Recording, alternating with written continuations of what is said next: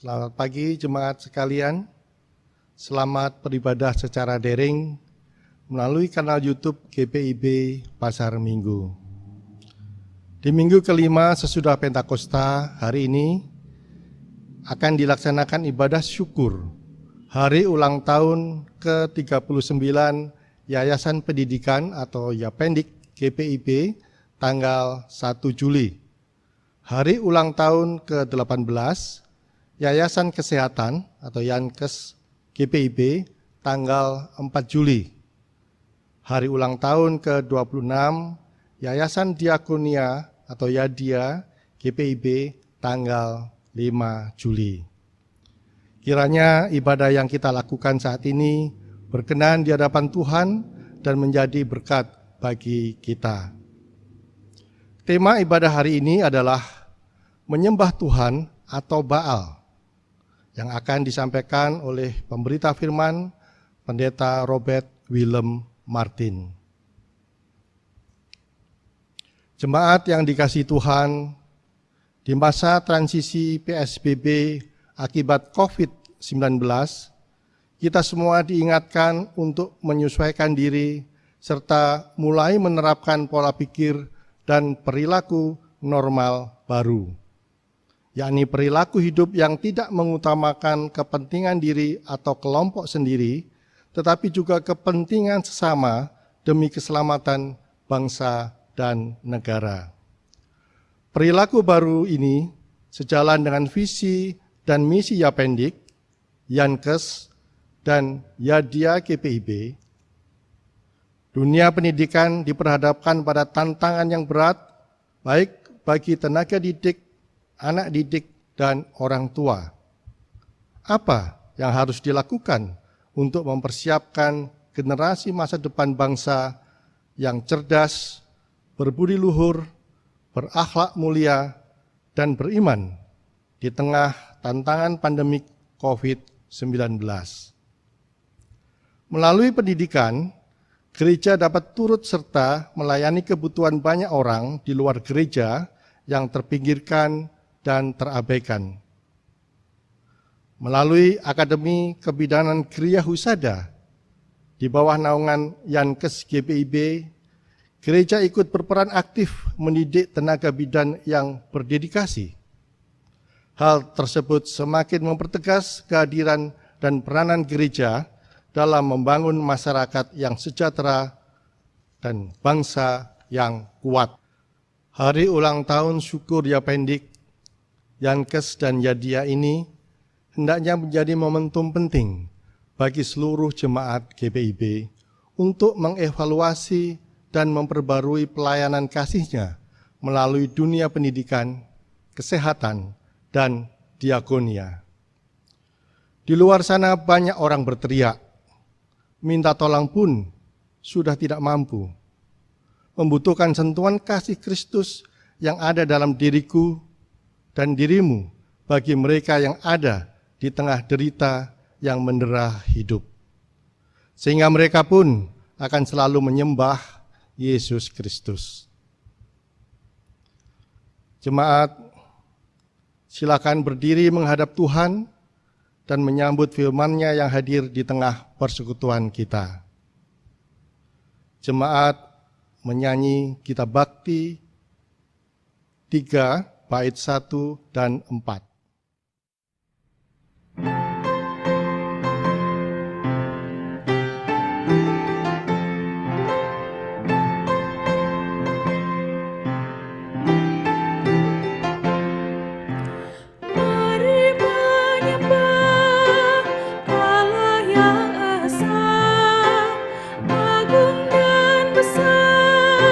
Selama-lamanya Bapa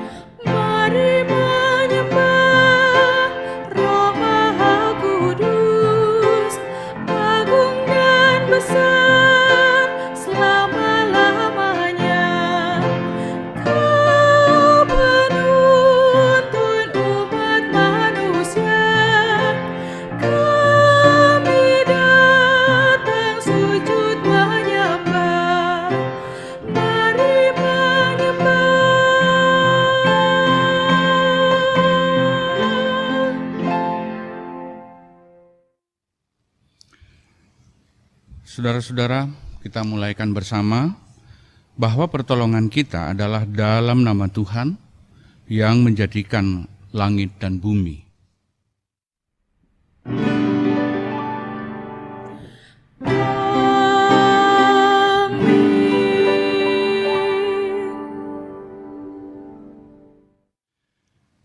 Saudara-saudara, dalam jam sembahyang ini, kita dibimbing Matius 22 ayat 37 sampai 40 yang berbunyi demikian. Jawab Yesus kepadanya, "Kasihilah Tuhan Allahmu dengan segenap hatimu, dan dengan segenap jiwamu, dan dengan segenap akal budimu. Itulah hukum yang terutama dan yang pertama. Dan hukum yang kedua, yang sama dengan itu ialah, kasihilah sesamamu manusia seperti dirimu sendiri. Pada kedua hukum inilah tergantung seluruh hukum Taurat dan kitab para nabi." Terimalah salam rasuli. Kasih karunia dan damai sejahtera dari Allah Bapa kita dan dari Tuhan Yesus Kristus menyertai kamu. Dan menyertaimu juga.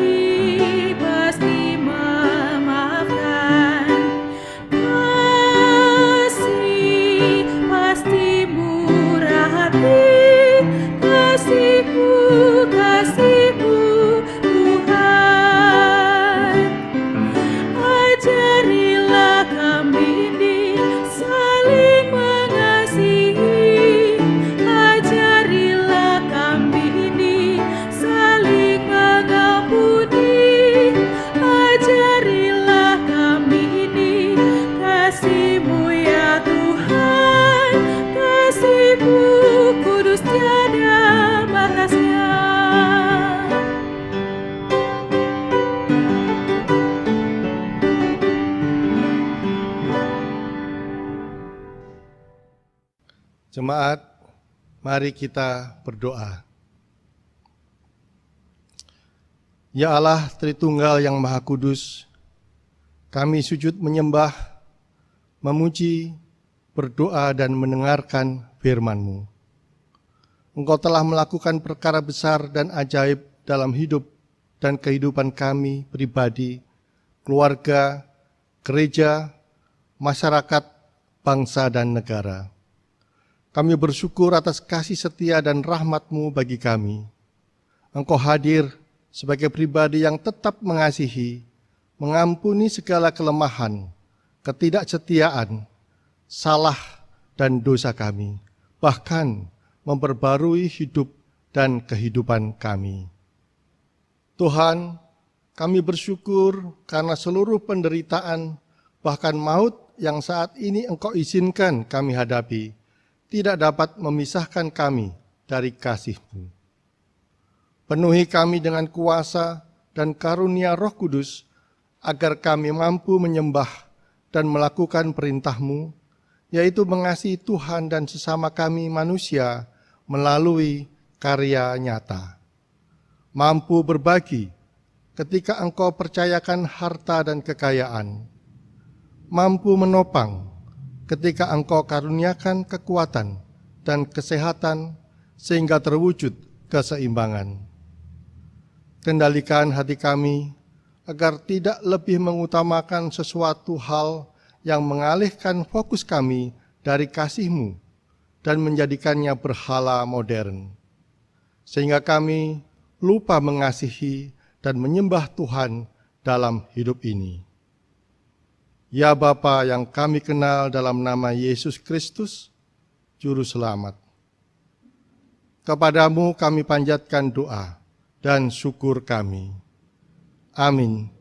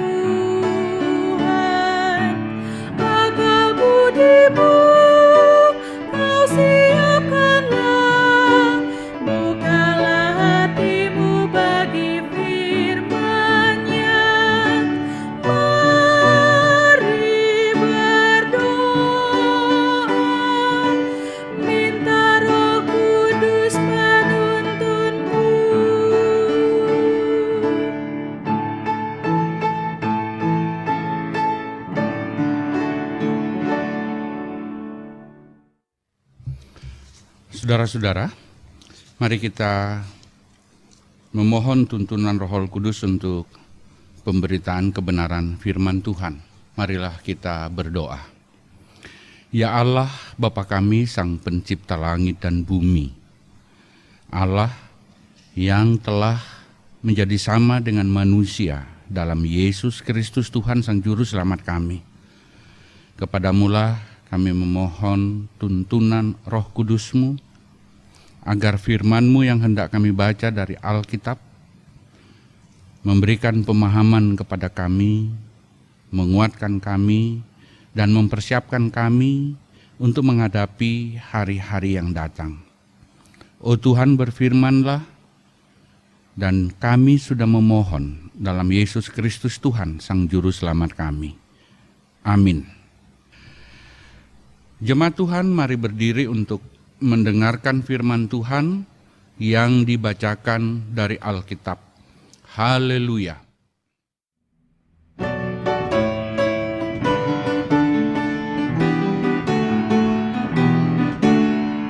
Haleluya, haleluya, nama Tuhan terpujilah. Haleluya, haleluya, nama Tuhan terpujilah. Jemaat, firman Tuhan hari ini terdapat dalam Kitab Perjanjian Lama, Hakim-Hakim 2, ayat 6-16. Hakim-Hakim 2, ayat 6-16 yang menyatakan, LAI memberi judul Israel menyembah berhala pada zaman hakim-hakim. Setelah Yosua melepas bangsa itu pergi, maka pergilah orang Israel itu masing-masing ke milik pusakanya untuk memiliki negeri itu. Dan bangsa itu beribadah kepada Tuhan sepanjang zaman Yosua dan sepanjang zaman para tua-tua yang hidup lebih lama daripada Yosua dan yang telah melihat segenap perbuatan yang besar yang dilakukan Tuhan bagi orang Israel. Dan Yosua bin Nun, hamba Tuhan itu mati pada umur 110 tahun. Ia dikuburkan di daerah milik pusakanya di Timnat Heres, di pegunungan Efraim, di sebelah utara Gunung Gaas. Lalu orang Israel melakukan apa yang jahat di mata Tuhan, dan mereka beribadah kepada para Baal. Mereka meninggalkan Tuhan Allah nenek moyang mereka yang telah membawa mereka keluar dari tanah Mesir, lalu mengikuti Allah lain dari antara Allah bangsa-bangsa di sekeliling mereka, dan sujud menyembah kepadanya, sehingga mereka menyakiti hati Tuhan. Demikianlah mereka meninggalkan Tuhan dan beribadah kepada Baal dan para Asitoret. Maka bangkitlah murka Tuhan terhadap orang Israel. Ia menyerahkan mereka ke dalam tangan perampok dan menjual mereka kepada musuh di sekeliling mereka, sehingga mereka tidak sanggup lagi menghadapi musuh mereka. Setiap kali mereka maju, tangan Tuhan melawan mereka dan mendatangkan malapetaka kepada mereka sesuai dengan apa yang telah diperingatkan kepada mereka oleh Tuhan dengan sumpah, sehingga mereka sangat terdesak. Maka Tuhan membangkitkan hakim-hakim yang menyelamatkan mereka dari tangan perampok itu. Demikian pembacaan Alkitab. Hendaklah sabda Kristus dengan segala kekayaannya menetap di antara kita, dan ucap syukurlah kepada Allah.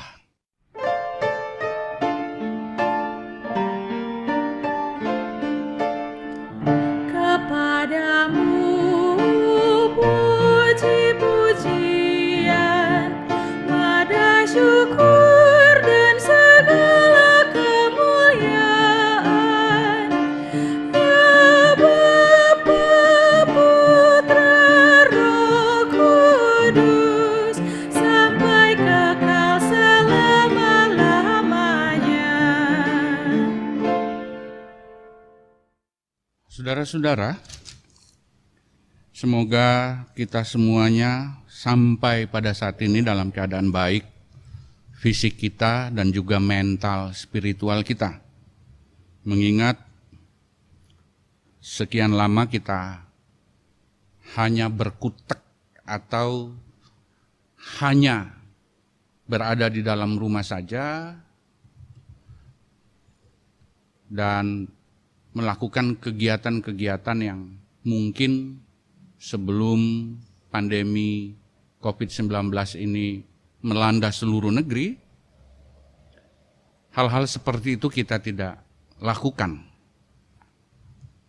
Dan banyak hal baru saya pikir yang kita lakukan selama pandemi ini. Saya misalnya dengan anak-anak saya yang sebelum acara, maksud saya sebelum COVID-19 melanda seluruh negeri, termasuk negeri kita, jarang bergurau bertiga dengan anak-anak saya. Sekarang kami lakukan. Dan tidak ada jarak di antara itu. Saya pikir saudara-saudara juga pasti melakukan hal itu bersama keluarga masing-masing. Hari ini kita akan berbicara tentang ikatan perjanjian. Ikatan perjanjian di bawah sorotan tema menyembah Allah atau Baal. Kalau kita mendengar kata Baal, maka kita pasti akan teringat pada masa lampau bangsa Israel. Karena kata Baal ini erat hubungannya dengan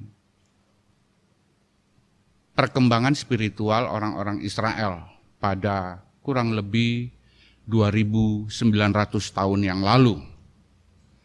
Kitab Hakim-Hakim yang kita baca hari ini adalah sebuah kisah pra-kerajaan, kisah yang terjadi sebelum Israel berubah dari teokrasi, yaitu kepemimpinan yang dibawa langsung oleh Allah, menjadi sebuah kerajaan yang sang raja mutlak atas keberadaan bangsa Israel. Zaman hakim-hakim juga merupakan sebuah pancaroba atau masa pancaroba bagi bangsa Israel. Kenapa pancaroba? Karena bangsa Israel baru saja masuk ke tanah Kanaan, tanah yang dijanjikan oleh Allah. Saudara-saudara nanti baca dalam kitab Yosua 24 dan 25, dalam pidato terakhir Yosua sebelum Yosua meninggal, di sana Yosua mengingatkan kembali perjanjian yang diucapkan oleh pendahulu Yosua, yaitu Musa, agar bangsa Israel taat pada ikatan janji dengan Allah. Diingatkan oleh Yosua. Seperti yang saya pernah jelaskan 2 atau 3 minggu lalu, bahwa bangsa Israel adalah bangsa yang harus diperbaharui oleh Allah ketika bangsa ini keluar dari Mesir, lalu mereka berada di gurun selama 40 tahun, lalu mereka harus masuk ke sebuah negeri, di mana negeri itu akan menjadi tempat tinggal bangsa Israel untuk selama-lamanya, yaitu tanah Kanaan. Kita sebut tanah perjanjian. Dikisahkan dalam kitab Hakim-Hakim pasal 2 ini, mulai dari ayat 6 sampai 16 tadi, adalah ringkasan dari seluruh peristiwa yang terjadi di dalam kitab Hakim-Hakim. Saya ulangi, khusus untuk pasal 2 ini adalah ringkasan dari seluruh peristiwa yang terjadi dalam kitab Hakim-Hakim. Kalau kita baca di pasal 1, orang-orang Israel, ke-12 suku Israel, ketika Yosua membagikan tanah sesuai dengan marga mereka, sesuai dengan fam mereka, sesuai dengan nama keluarga mereka atau family clan, lalu mereka masing-masing memasuki tanah yang sudah dibagi menjadi 12 itu.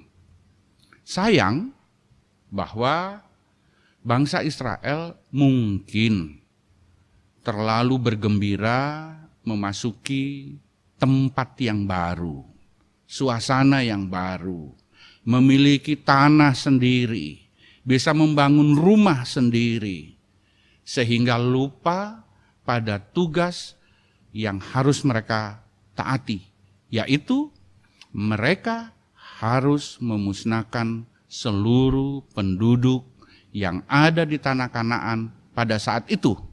Sebab di mata Allah, orang-orang yang mendiami tanah Kanaan sebelum bangsa Israel masuk adalah orang-orang yang najis di hadapan Allah. Orang-orang yang tidak menghiraukan etika yang diajarkan atau etika yang dikehendaki oleh Allah dalam hukum Taurat yang menjadi kondak dari orang-orang Israel. Ditulis juga bahwa ketika bangsa Israel selalu lupa kepada Tuhan atau mengingkari perjanjian dengan Tuhan atau tidak lagi mengingat apa yang menjadi ikatan dengan Tuhan, maka bangsa ini selalu akan menerima konsekuensi. Nah, saudara, setiap perbuatan selalu ada konsekuensinya. Baik hal yang sangat sederhana, selalu ada konsekuensinya. Anda bermain air, konsekuensinya Anda harus basah.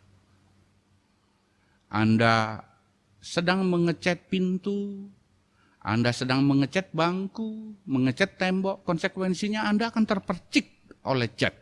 Selalu ada konsekuensi atas semua hal yang kita lakukan, yang kita ucapkan, yang kita perbuat, yang kita tulis. Karena zaman sekarang ada media tulis yang sangat populer.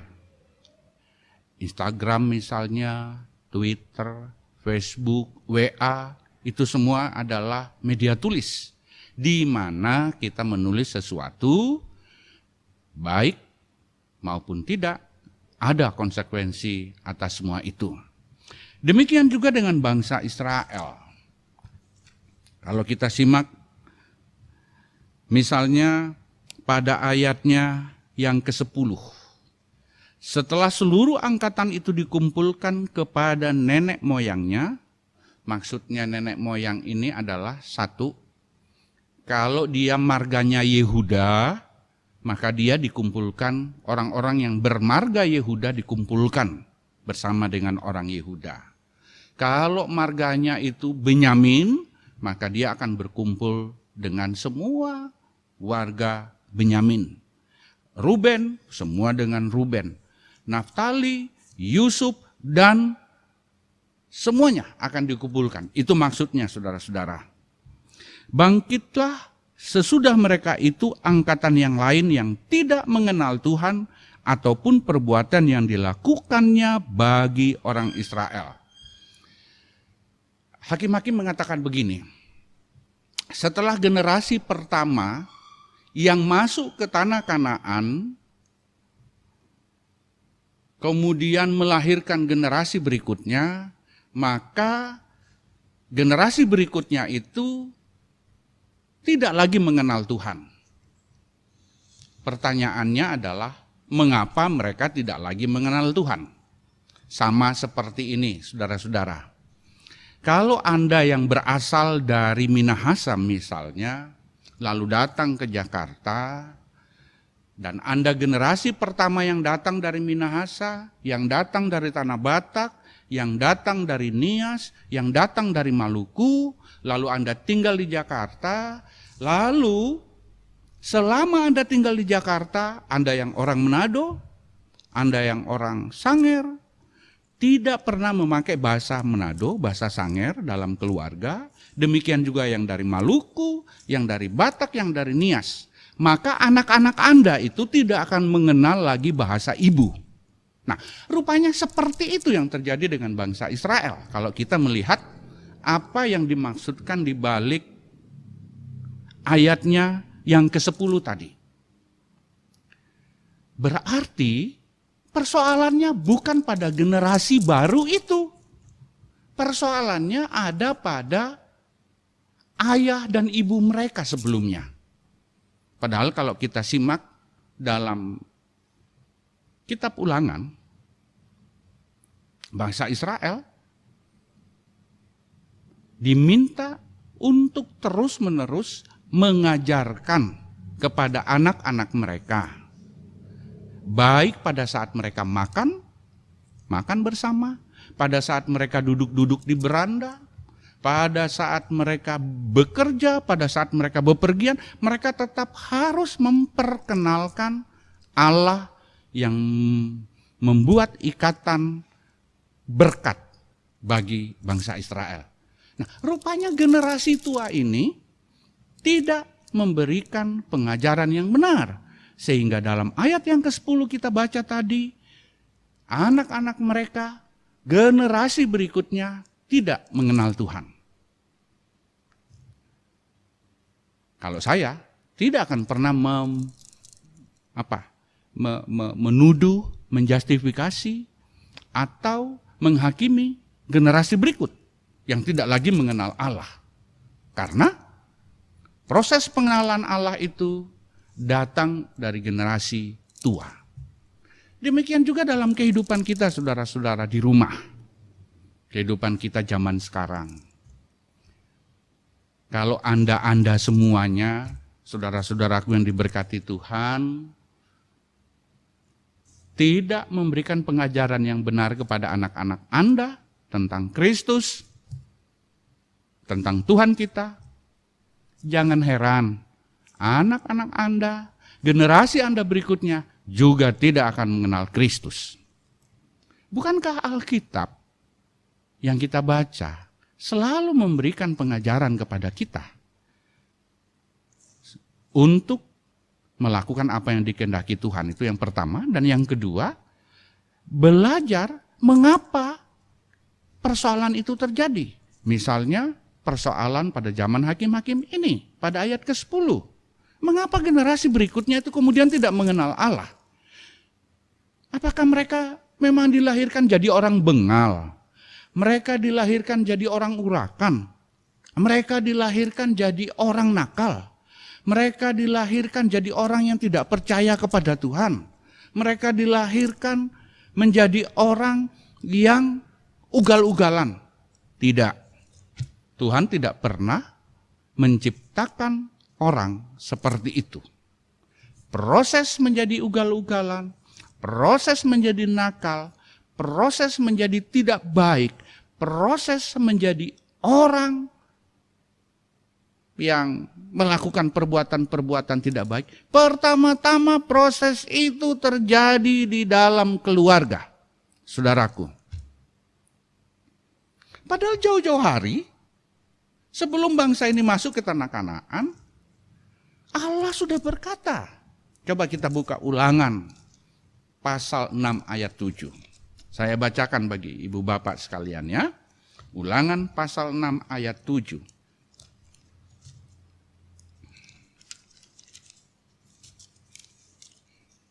Mohon maaf, ini Alkitabnya baru, jadi agak susah ya membukanya.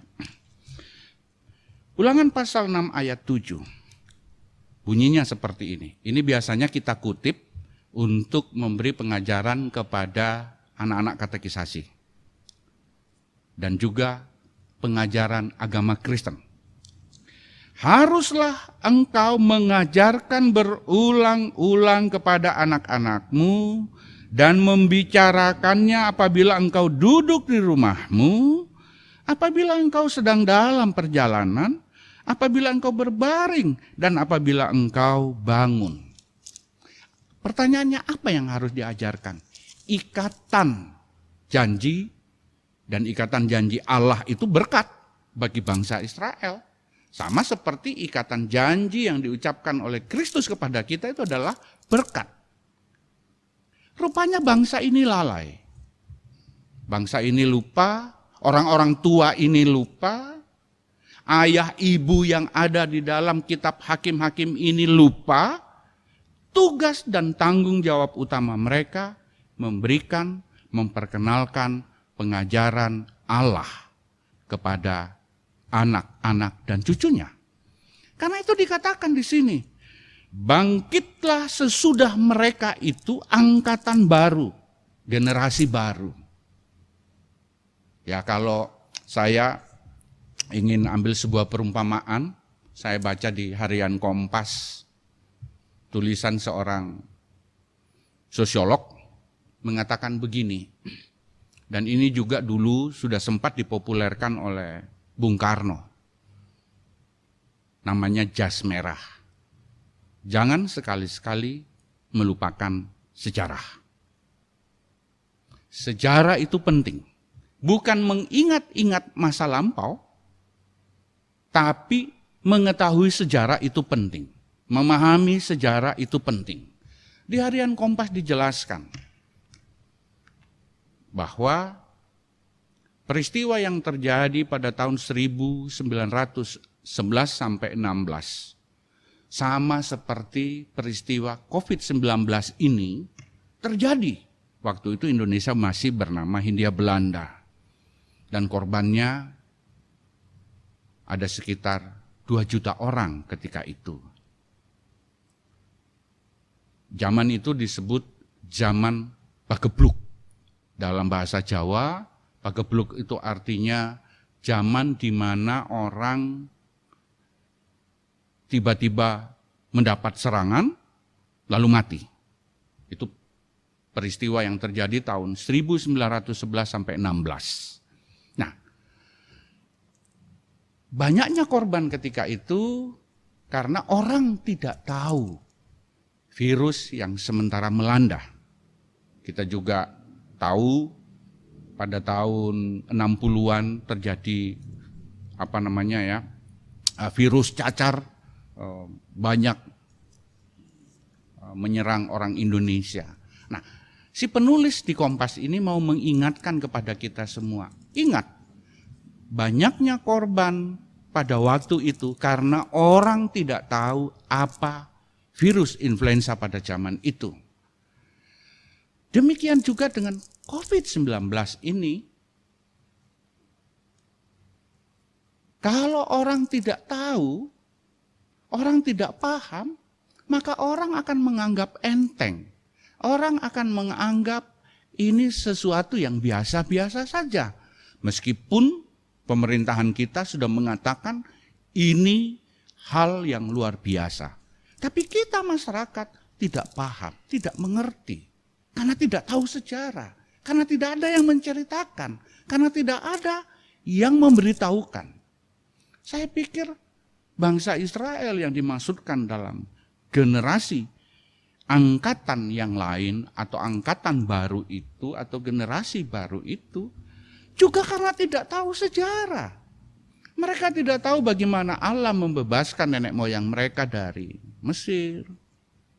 Mereka tidak tahu bagaimana tiang awan pada siang hari menaungi mereka di gurun pasir.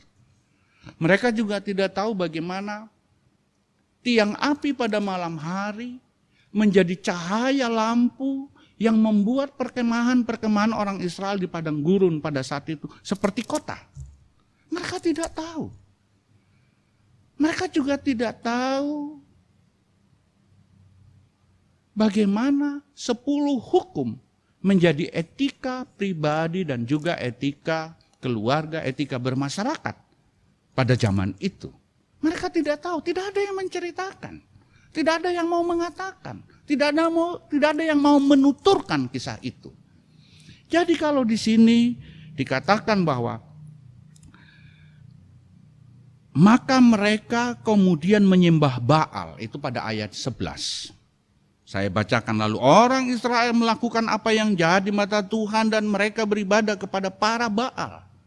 Baal itu secara general mau mengatakan sesembahan orang-orang Filistin pada zaman itu, orang-orang yang ada di Kanaan pada zaman itu. Nah, tapi nama dewanya itu macam-macam.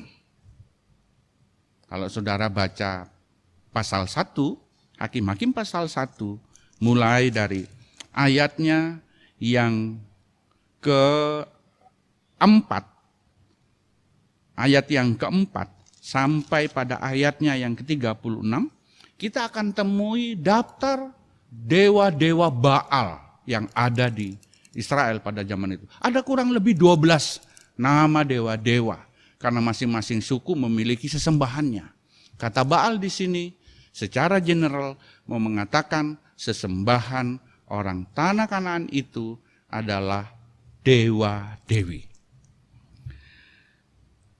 Generasi baru ini akhirnya mengikuti adat istiadat suku-suku yang ada di Israel.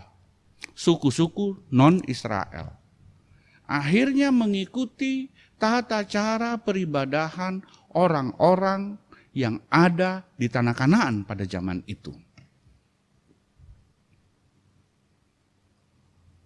Saya jadi begitu membuat oret-oretan tentang renungan yang saya sampaikan ini kepada saudara-saudara, saya jadi ingat sebuah perkataan yang diucapkan oleh Tuhan Yesus dan kemudian dijelaskan oleh Rasul Paulus dalam tulisan-tulisannya kepada jemaat-jemaat pada zaman itu. Janganlah kamu serupa dengan dunia ini. Janganlah kamu sama dengan dunia ini. Sebenarnya sama persis yang diucapkan oleh Allah, yang disampaikan oleh Musa dan Yosua kepada bangsa Israel. Supaya mereka jangan mengikuti tata cara kehidupan orang-orang yang ada di Kanaan. Bahkan mereka diminta untuk memusnahkan orang-orang Kanaan. Karena tata cara mereka, adat istiadat mereka, cara mereka makan, cara mereka menikah, cara mereka memberlakukan kehidupan sehari-hari di luar norma yang dikehendaki oleh Allah. Karena itu mereka harus dimusnahkan. Tetapi bangsa ini lupa.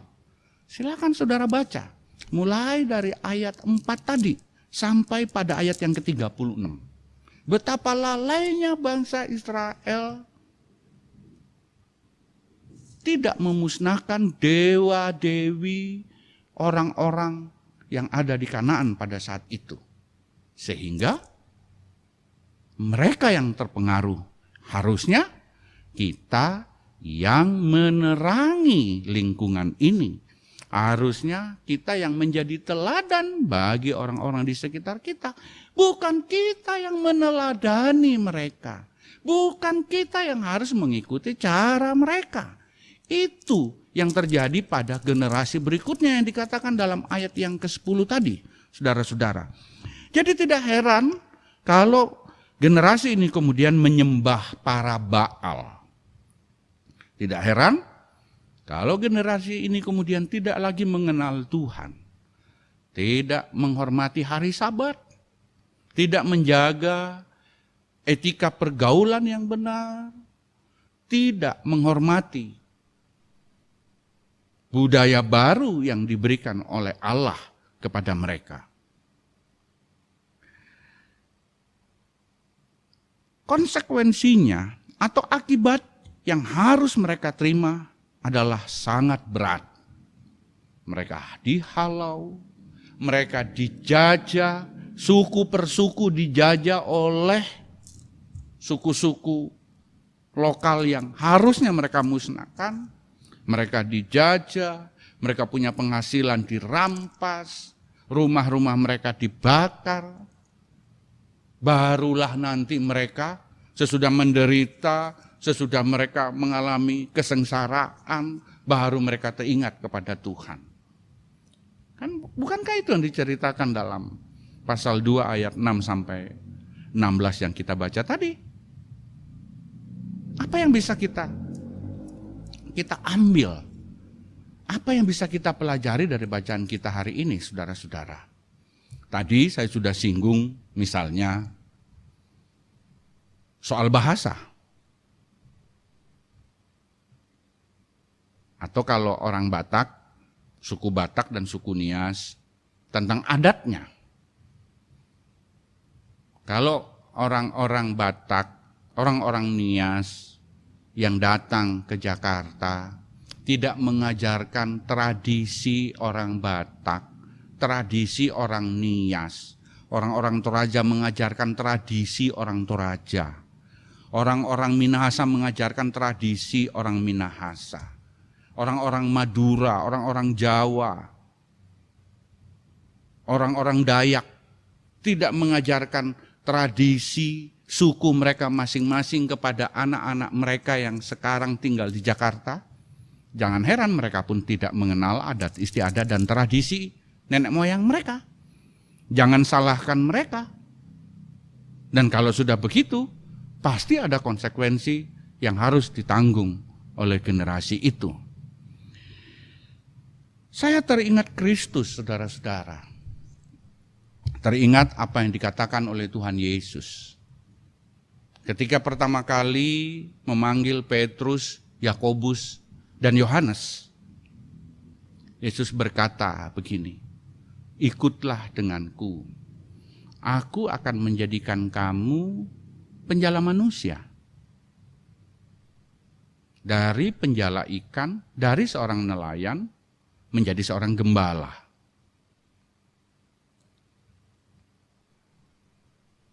Yang tadinya hidupnya tergantung kepada hasil tangkapan, diarahkan oleh Kristus, tergantung kepada kehendak Kristus.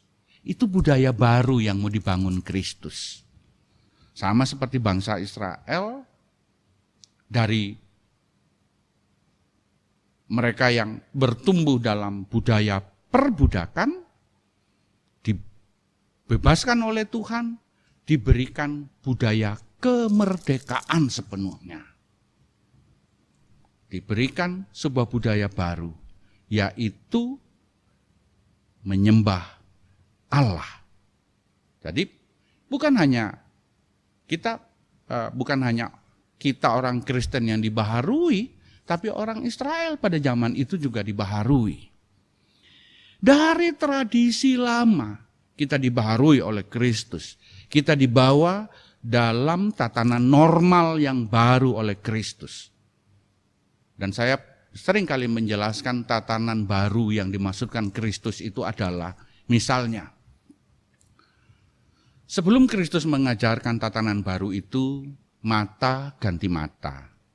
Kalau tangan Anda yang salah, tangan Anda mencuri, maka tangan Anda harus dipotong. Dan kalau Anda berbuat zina, Anda mencuri, Anda bersaksi dusta, maka Anda harus mendapat siasat dari para imam-imam. Dan Anda harus mengikuti beberapa ritual untuk kembali diterima dalam kehidupan berjemaat. Korban penebusan dosa, korban bakaran adalah ritual-ritual yang harus Anda lewati. Kristus memberikan pengajaran yang baru. Kalau mata ganti mata, maka Kristus katakan begini, kalau ada orang yang bersalah kepadamu, ampunilah dia. Maafkanlah dia. Jangan balas kejahatan orang terhadap Anda dengan kejahatan. Bukankah itu pengajaran baru? Tatanan baru yang diajarkan oleh Kristus kepada murid-murid, dan tatanan itu jugalah yang mestinya hari ini menjadi tatanan hidup kita sebagai anak-anak Tuhan. Dan itu harus kita kembangkan, saudara-saudara. Harus kita mulai mengembangkannya, menyemaikannya di dalam keluarga masing-masing.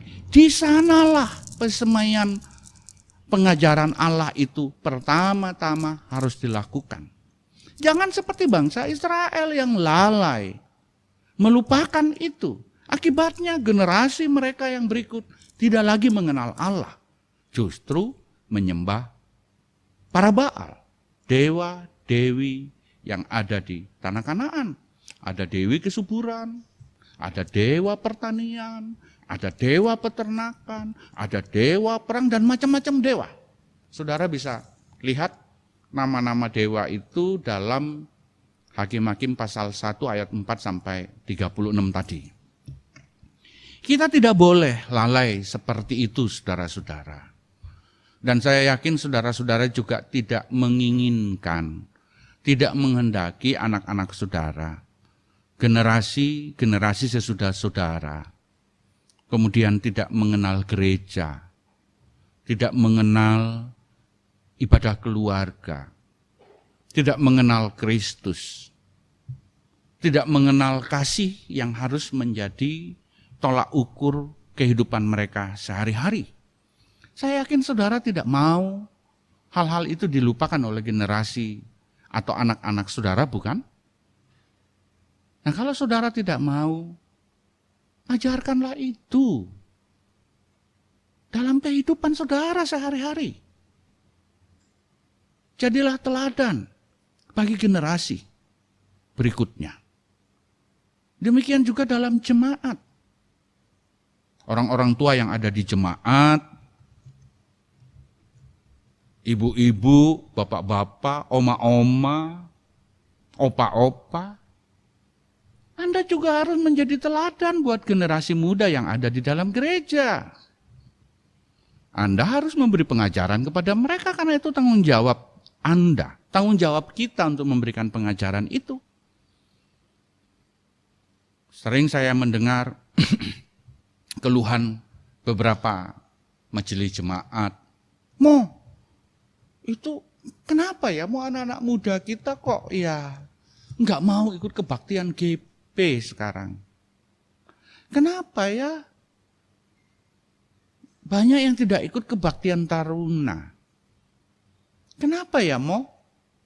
Saya sering di dalam batin saya mengatakan, lawong Anda selaku orang tua tidak mau memberi teladan kok ya. Lawong Anda selaku generasi tua tidak menjadi contoh buat generasi muda. Gimana Anda mau menuntut generasi muda itu bisa bagus, bisa baik?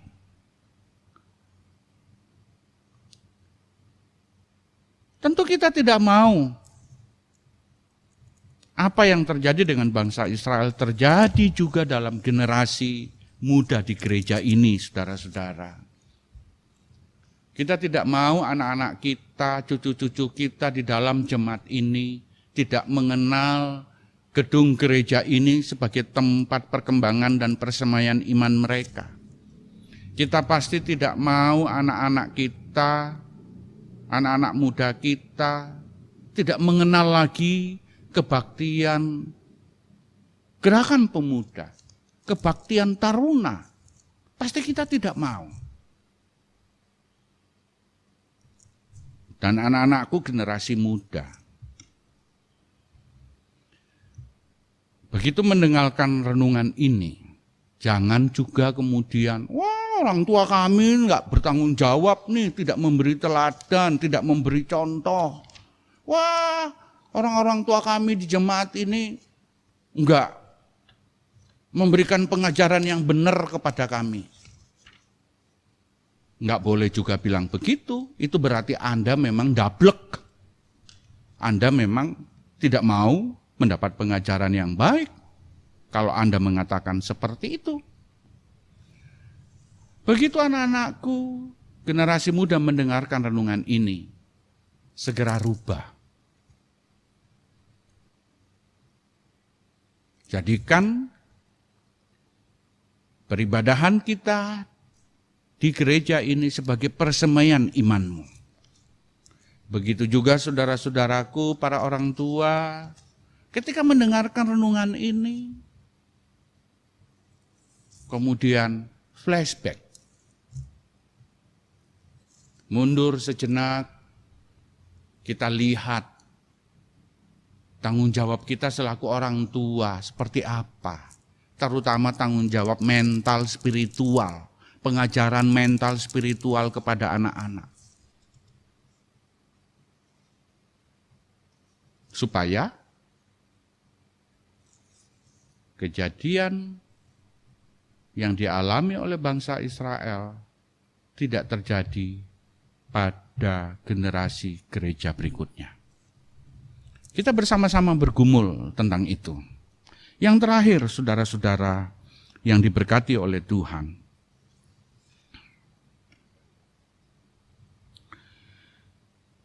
Apakah Tuhan kemudian membiarkan anak-anaknya yang terikat dengan janji itu hilang lepas begitu saja? Tidak. Tuhan kita bukan Tuhan yang pendendam, saudara-saudara. Tuhan kita bukan Tuhan yang suka menghukum saudara, tidak. Tuhan kita bukan Tuhan yang membenci saudara sekalian, tidak. Tuhan kita justru Tuhan yang penuh pengampunan. Tuhan yang murah hati. Tuhan yang setiap saat perhatiannya tidak pernah terlepas dari keberadaan saudara. Ketika bangsa Israel mulai melupakan Tuhan, bangsa Israel tidak lagi menaruh hormat kepada Tuhan. Bangsa Israel tidak lagi beribadah kepada Tuhan. Allah selalu menolong dengan mengirim hamba-hambanya, mengirim orang-orang yang membantu mereka, mengajarkan kepada mereka, mengingatkan kepada mereka, mengajak mereka untuk kembali kepada Tuhan. Saudara masih ingat tadi saya katakan bahwa pasal 2 ayat 1 sampai dengan ayatnya yang ke-23 kalau kita baca semua adalah rangkuman dari seluruh kitab Hakim-Hakim. Saudara nanti lihat bagaimana Ehud, bagaimana Gideon, bagaimana Samson, dan hakim-hakim yang lain diutus Allah untuk menolong bangsa ini. Untuk membantu bangsa ini kembali survive. Supaya bangsa ini kembali diberkati oleh Tuhan. Jadi Tuhan tidak pernah membenci saudara. Tuhan tidak pernah dendam terhadap saudara. Yang dia lakukan malah sebaliknya. Yang saya sampaikan juga ini, saudara-saudara, adalah sebuah kasih Allah kepada Anda semua. Mengajak Anda semua, mengingatkan Anda semua, bahkan memberkati Anda semua untuk menerima apa yang Tuhan ingin berikan kepada saudara sekalian. Sama seperti bangsa Israel. Jadi begitu mendengar sebuah peringatan, mendengar sebuah penyataan Tuhan melalui renungan mungkin, saudara mungkin membaca melalui Alkitab, saudara mungkin mendengar nasihat para penatua, para diaken, para pendeta, atau anak-anak muda mendengar nasihat dari orang tua, maka segera berbalik. Segera datang kepada Tuhan, supaya Anda tidak menghukum diri Anda sendiri. Bangsa Israel menghukum dirinya sendiri. Karena Tuhan sudah katakan begini, kamu tidak boleh menyembah Allah lain. Kamu harus melakukan apa yang aku perintahkan kepadamu. Kalau kamu menyembah Allah lain, kamu tidak menghormati perintahku, maka kamu akan mendapat malapetaka. Kamu akan dihalau dari hadapanku. Siapa yang menghukum?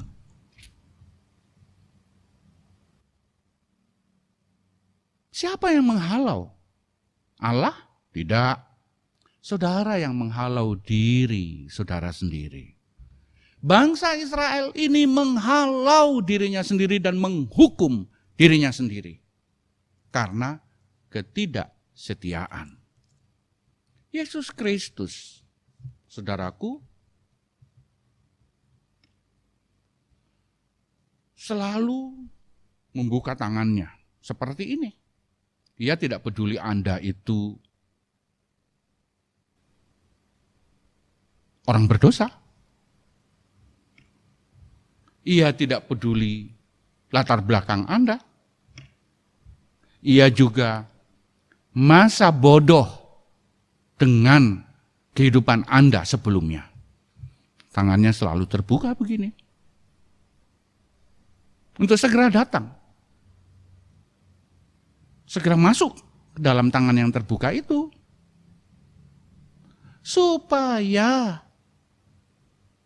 kita tidak menghukum diri kita sendiri.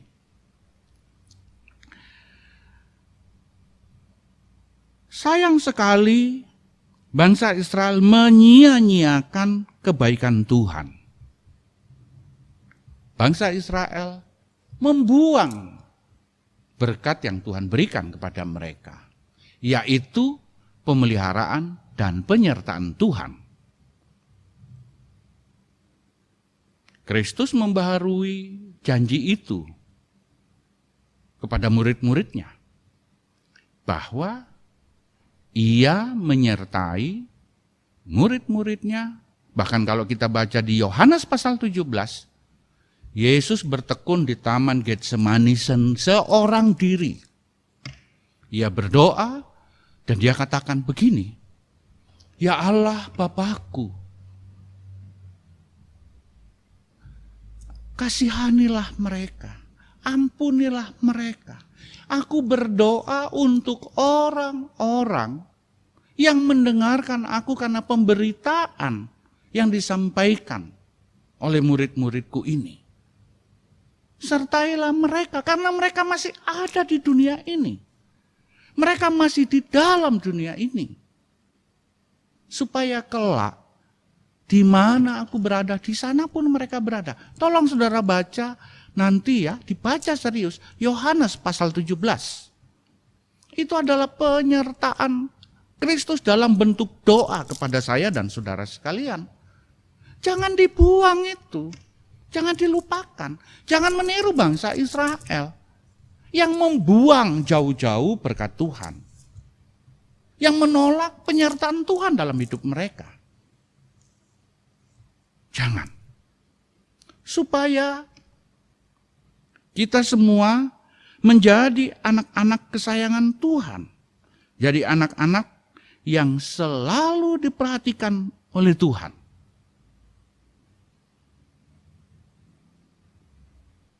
Tugas kita selaku orang tua mengajarkan ini kepada anak-anak kita.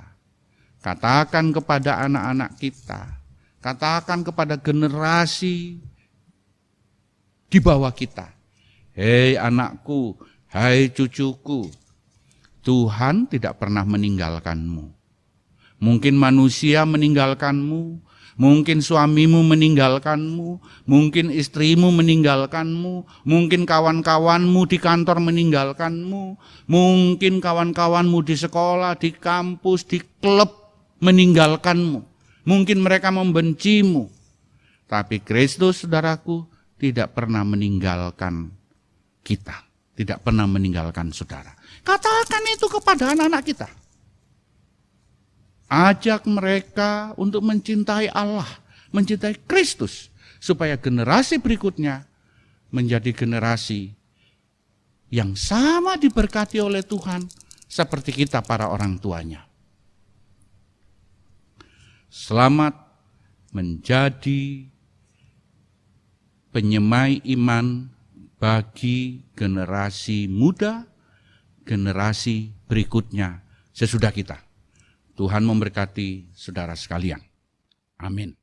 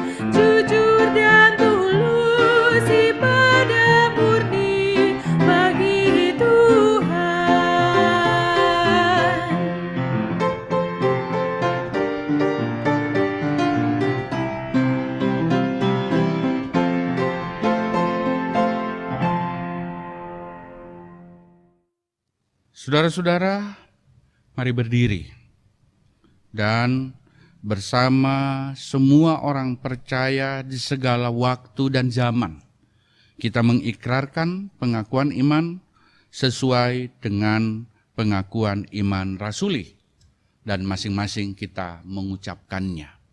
Aku percaya kepada Allah, Bapa yang Maha Kuasa, Khalik langit dan bumi, dan kepada Yesus Kristus, Anaknya yang tunggal Tuhan kita, yang dikandung daripada Roh Kudus, lahir dari anak darah Maria, yang menderita di bawah pemerintahan Pontius Pilatus, disalibkan, mati dan dikuburkan, turun ke dalam kerajaan maut.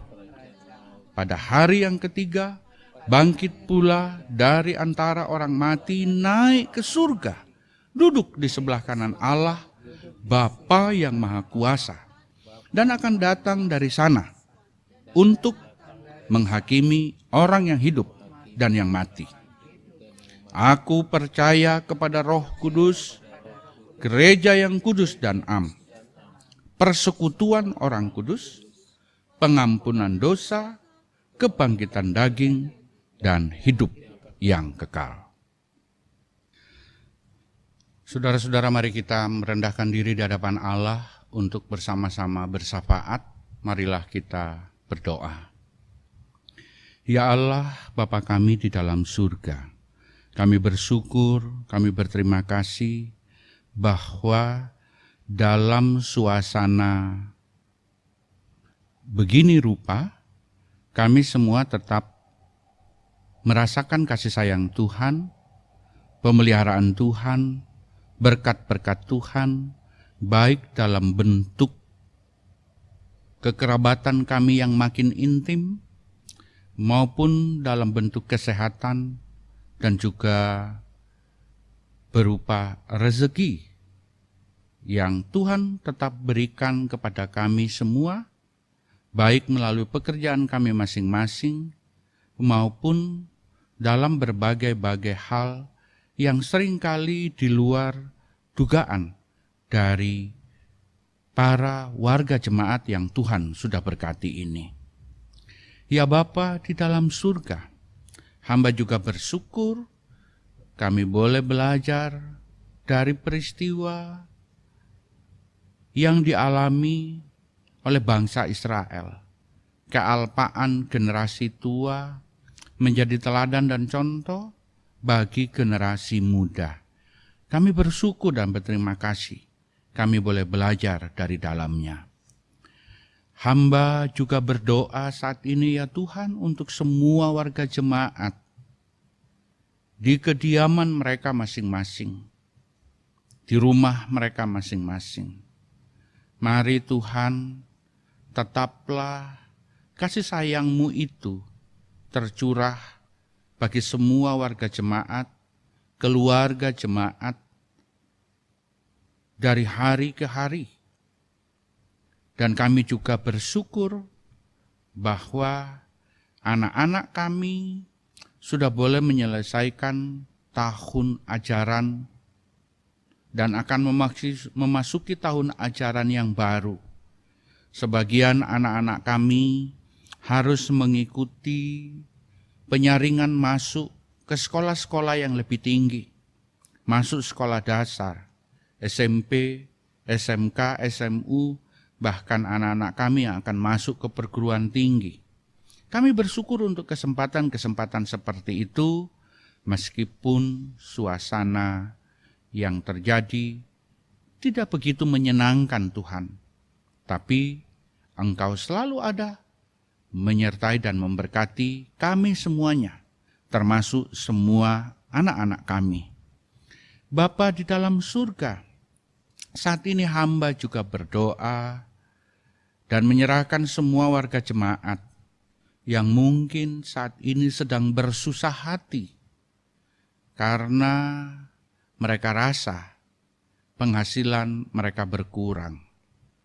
Mereka merasa bahwa hidup mereka mungkin akan mengalami banyak persoalan pada masa mendatang. Tapi Tuhan, sampai hari ini Engkau membuktikan cintamu, kasihmu kepada kami. Yang susah, Engkau selalu berikan jalan keluar. Yang kesulitan pun, Engkau selalu memberikan jalan yang harus mereka tempuh. Dan mereka yang putus asa, bahkan diberi hikmat untuk menemukan jalan baru, mengatasi semua persoalan yang mereka hadapi. Ya Bapa di dalam surga, hamba juga berdoa untuk semua warga jemaat yang saat ini mungkin harus menyelesaikan diri dengan keadaan-keadaan yang sedang terjadi. Mereka yang sudah bisa masuk kantor, mereka yang masih tetap bekerja di rumah, mereka yang masih harus mencari-cari pekerjaan baru karena situasi dan keadaan ini. Tuhan, mari tolong dan berkatilah mereka. Lalu hamba juga ikut bergembira bersama dengan beberapa warga jemaat yang Tuhan sudah berkati, Tuhan sudah sertai dalam proses-proses kehamilan sampai saat melahirkan. Kami boleh bergembira ya Tuhan Yesus bersama keluarga Daniel Tison Saragi yang Tuhan sudah karuniai seorang bayi laki-laki dalam kehidupan berkeluarga mereka. Berkati Ananda Duarte Ken Arniel Saragi, supaya anak ini tetap dalam kasih sayang dari Tuhan. Hamba juga bergembira bersama dengan keluarga Bernard Andrian Sonbait, yang Tuhan juga karuniakan seorang bayi laki-laki dalam kehidupan keluarga mereka. Dan hamba menyerahkan Ananda Jonas Albertino Sonbait untuk Tuhan peliharakan, untuk Tuhan berkati. Ya Bapa di dalam surga, hamba juga berdoa dan menyerahkan seluruh rencana-rencana yang akan dilaksanakan oleh Majelis Jemaat GPIB Pasar Minggu. Baik itu anggaran, baik itu pelayanan yang harus disesuaikan dengan keadaan-keadaan yang baru ini. Kiranya Tuhan memberikan hikmat kepada seluruh penatua diaken, kepada semua anggota PHM, baik anggota PHM demisioner maupun anggota PHM yang baru terpilih, khususnya juga bagi hambamu Pendeta Irdian bersama keluarga. Tuhan memberkati. Hamba berdoa juga, ya Bapa di dalam surga, untuk karyawan-karyawati di kantor Majelis Jemaat. Tuhan tolong memberkati karyawan-karyawati ini, hingga mereka tetap memiliki semangat untuk bekerja melayani Tuhan melalui kantor Majelis Jemaat. Hamba berdoa juga untuk semua pelayanan yang direncanakan, yang akan dilaksanakan, khususnya bagi pengurus dan pelayan Pelkat PA dan PT. Tuhan memberkati mereka dalam pelayanan-pelayanan streaming yang mereka lakukan untuk semua anak-anak kami. Bapa di dalam surga, hamba berterima kasih juga untuk tim Inforkom yang sudah melayani bersama dengan Komisi Teologia yang saat ini melayani ibadah streaming ini. Kiranya Tuhan memberkati, memberikan hikmat atas mereka, hingga mereka tetap melayani dengan penuh sukacita untuk semua warga jemaat. Bapa kami di dalam surga, hamba berdoa juga untuk beberapa yayasan yang dimiliki oleh Gereja Protestan di Indonesia bagian Barat. Hamba berdoa untuk Yayasan Pendidikan GPIB Hamba berdoa untuk Yayasan Kesehatan, hamba berdoa untuk Yayasan Diakonia GPIB yang beberapa hari ini boleh merayakan ulang tahun mereka masing-masing. Tuhan berkati seluruh pengurus Yapendik, Yankes, dan juga Yadia, supaya pelayanan kesehatan, pendidikan, dan juga diakonia untuk GPIB dan untuk semua masyarakat dilaksanakan oleh ketiga yayasan ini dengan penuh sukacita. Terima kasih Allah Bapa, hamba juga berdoa untuk pemerintahan bangsa dan negara kami. Presiden kami bersama para menteri, wakil presiden, para gubernur, bupati, wali kota, bahkan pemerintahan yang ada di sekitar kami, RT RW. Juga hamba berdoa untuk Badan Penanggulangan Bencana Nasional yang menangani penanggulangan COVID-19 ini. Tuhan berkati mulai dari pusat sampai ke daerah. Ya Bapa di dalam surga, hamba juga berdoa menyerahkan gedung gereja ini. Hamba berdoa untuk para tetangga di kiri, kanan, depan, dan belakang dari lokasi gedung gereja ini.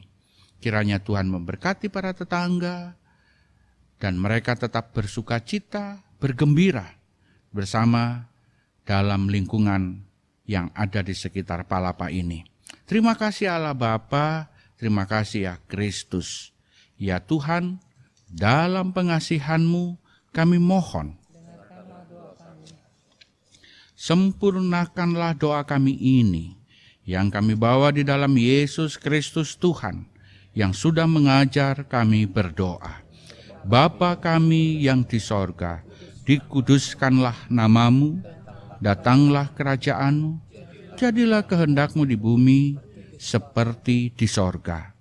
Berikanlah kami pada hari ini makanan kami yang secukupnya, dan ampunilah kami akan kesalahan kami, seperti kami juga mengampuni orang yang bersalah kepada kami.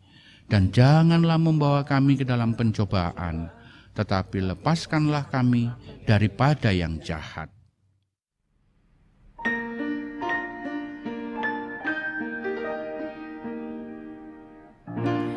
Karena Engkaulah yang mempunyai kerajaan dan kuasa dan kemuliaan sampai selama-lamanya.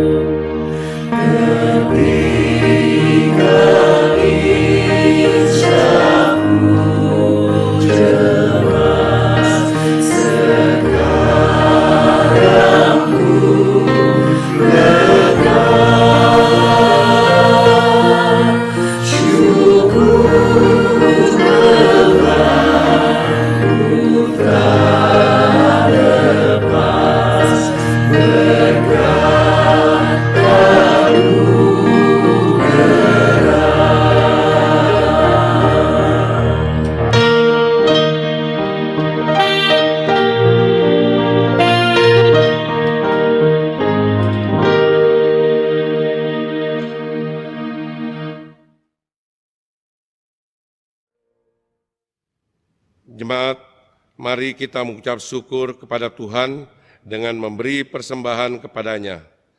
Dengarlah firman Tuhan dalam Injil Matius 25 ayat 40 yang menyatakan, "Dan raja itu akan menjawab mereka, Aku berkata kepadamu, sesungguhnya segala sesuatu yang kamu lakukan untuk salah seorang dari saudaraku yang paling hina ini, kamu telah melakukannya untuk aku." Diberikan kesempatan kepada jemaat untuk memberikan persembahan khusus dalam rangka HUT ketiga Yayasan GPIB, Yapendik, Yankes, dan Yadia GPIB. Tuhan memberkati saudara dan persembahan saudara. Jemaat menyanyi Gita Bakti 81, bait 1 dan 2, Allah Sumber Kemurahan.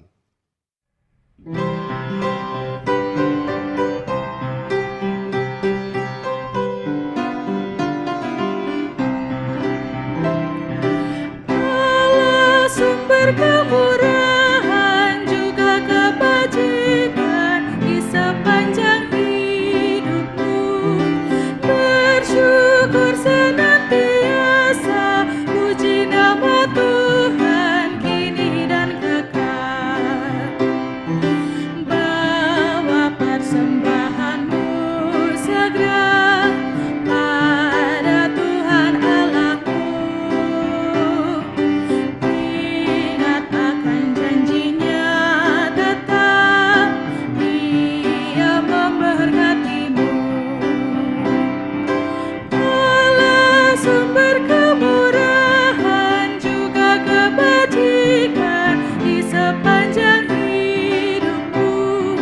Bersyukur senantiasa, puji nama Tuhan kini dan kekal.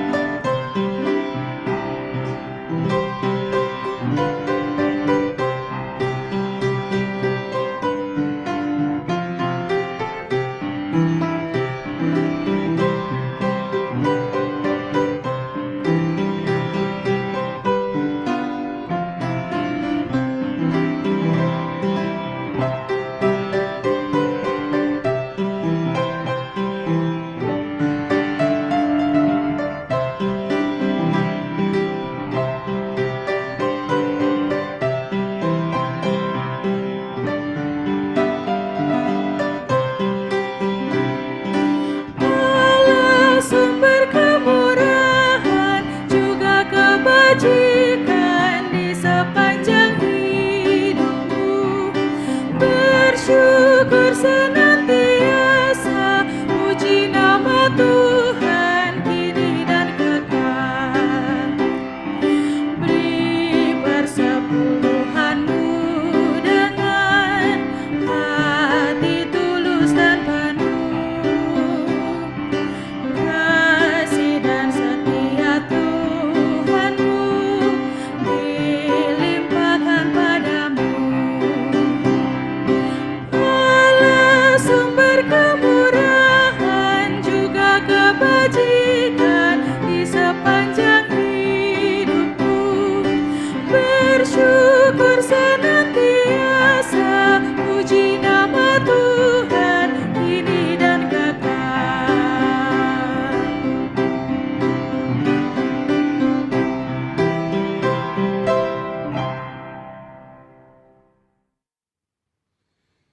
Jemaat, mari berdiri untuk menyerahkan persembahan ini kepada Tuhan dalam doa syukur. Ya Allah, Sang Pemurah, kami bersyukur atas kemurahan dan kebaikan-Mu melimpah di dalam hidup ini. Kuasa Roh Kudus telah menggerakkan dan memampukan kami untuk memberi persembahan dari kelebihan maupun kekurangan sebagai tanda penyerahan hidup kepadamu. Terimalah persembahan kami ya Tuhan. Berkatilah agar persembahan ini dikelola dan dipergunakan secara bertanggung jawab untuk mewartakan Injil-Mu dalam kata dan perbuatan kepada sesama, serta dalam proses pembangunan jemaat demi kemuliaan nama-Mu. Dalam nama Yesus Kristus, kami berdoa dan mengucap syukur. Amin. Jemaat, mohon perhatian untuk pokok-pokok warta pada minggu kelima sesudah Pentakosta. Dengan penuh sukacita Majelis Jemaat menjumpai Jemaat GPIB Pasar Minggu dan simpatisan melalui ibadah minggu kelima sesudah Pentakosta secara streaming melalui kanal YouTube GPIB Pasar Minggu. Bila ingin menjadi warga terdaftar atau memerlukan pelayanan gerejawi, dapat menghubungi Majelis Jemaat di dekat tempat tinggal saudara atau datang ke kantor Majelis Jemaat pada setiap hari kerja. Persembahan syukur HUT 3 Yayasan GPIB. Dalam rangka ulang tahun Yayasan Diakonia Yadia, Yayasan Kesehatan Yankes, dan Yayasan Pendidikan Yapendik GPIB, maka diberikan kesempatan kepada jemaat untuk memberikan persembahan syukur dalam ibadah minggu ini. Persembahan khusus bulan Perkes. Majelis Jemaat mengucapkan terima kasih atas partisipasi jemaat untuk persembahan khusus bulan Perkes GPIB yang telah berlangsung selama bulan Juni 2020 dan akan diteruskan kepada Majelis Sinode GPIB. Diinformasikan kepada jemaat bahwa saat ini sedang disusun petunjuk pelaksanaan ibadah minggu di masa new normal. Pembukaan ibadah minggu di dalam gedung gereja beserta petunjuk pelaksanaannya, Juklak, akan diinformasikan kemudian. Info selengkapnya Bapak, Ibu, Saudara-saudari dapat membaca di Warta Jemaat Digital atau WhatsApp Group di masing-masing sektor. Demikian pokok warta ibadah minggu ini. Terima kasih atas perhatiannya. Saudara-saudara, kembalilah dalam kehidupanmu sehari-hari dan lakukanlah firman Tuhan yang telah saudara dengarkan.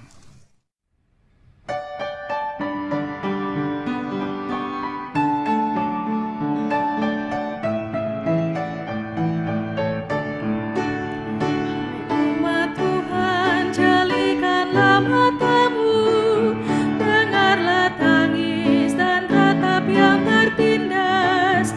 Mari berjuang, entaskan kemiskinan, jangan biarkan sesamamu terlantar. Bergandeng tanganlah, satukan hatimu, nyatakanlah Kristus dalam karya hidupmu. Tolonglah yang lemah, hiburkan yang sedih, tanda syukur dalam Kristus Tuhanmu.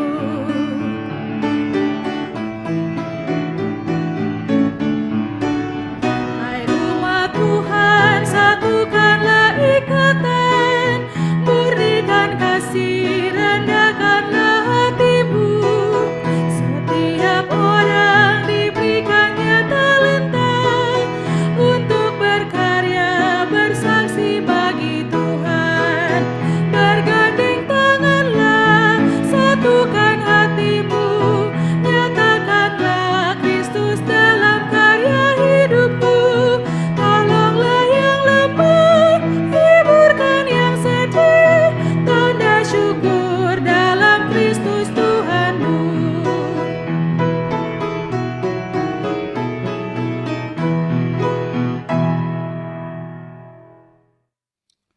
Saudara-saudara, arahkanlah hati dan pikiranmu kepada Tuhan dan terimalah berkat-Nya. Tuhan memberkati engkau dan melindungi engkau. Tuhan menyinari engkau dengan wajah-Nya dan memberi engkau kasih karunia. Tuhan menghadapkan wajah-Nya kepadamu dan memberi engkau damai sejahtera.